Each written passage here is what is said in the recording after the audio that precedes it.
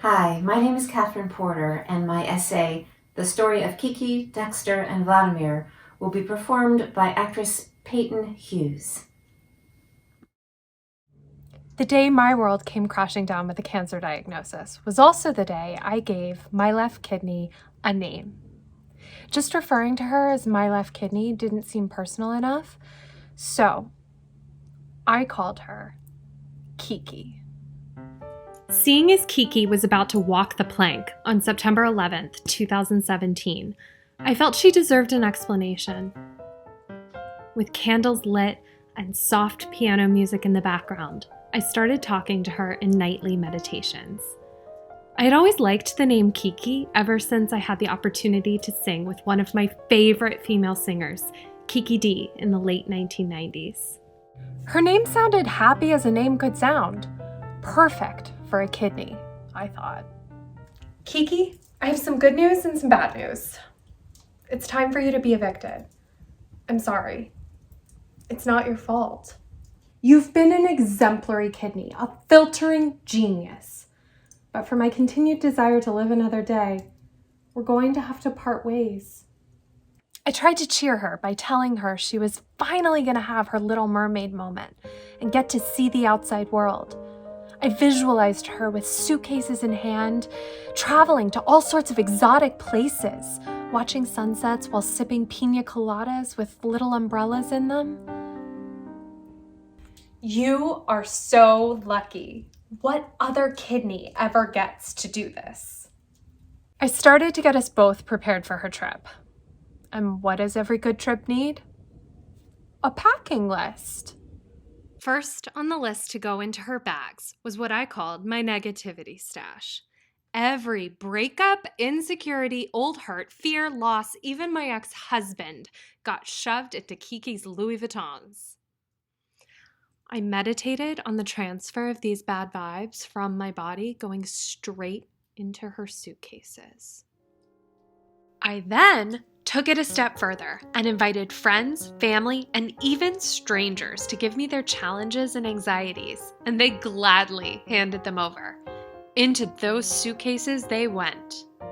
At 9 a.m. on September 11th, I burst into the OR, charged with energy and purpose. Make sure you take the right kidney. I mean, the correct one. It's the left one, right?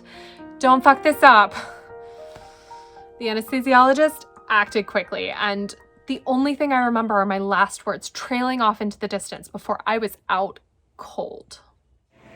I love you, Kiki. Goodbye.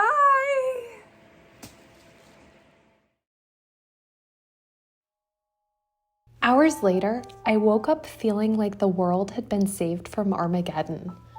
With her departure, Kiki took our woes away.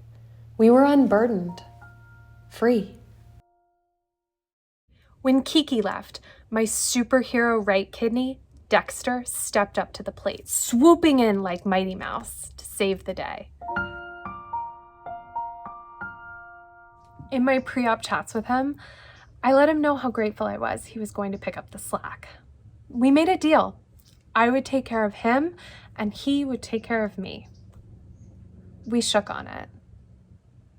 Since I had bladder cancer that ended up in my kidneys, checkups involve a cystoscopy, a scope of the bladder, which, you guessed it, I also named Vladimir.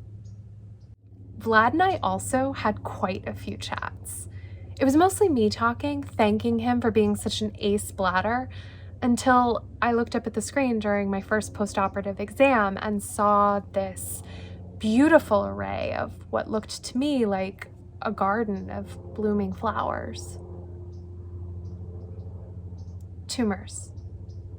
How could something so mesmerizing be so menacing? How did they get there? Fortunately, I wasn't able to look them in the eye and get an answer, but even if I could have, they probably would have just shrugged their shoulders and said, "Listen, lady, we don't want to be here either, but this is where they told us to go." I'm happy to report that I don't have any more stories about any of my other organs, but I have named every single one of them. There's Bella, the heart, Luna, the lungs, Tommy, the tummy, Uda, the uterus, Virginia, the... You get it. I've even named my vagus nerve Elvis. I talk to them all lovingly and encouragingly. In my mind, I like to believe that they're listening and that maybe, just maybe, their cells behave just a bit better, knowing they're being given some loving attention. There's studies that prove this to be true.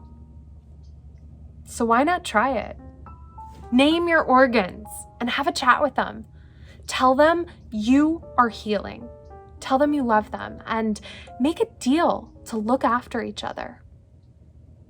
Just like me and Dexter, say you will always have each other's flanks.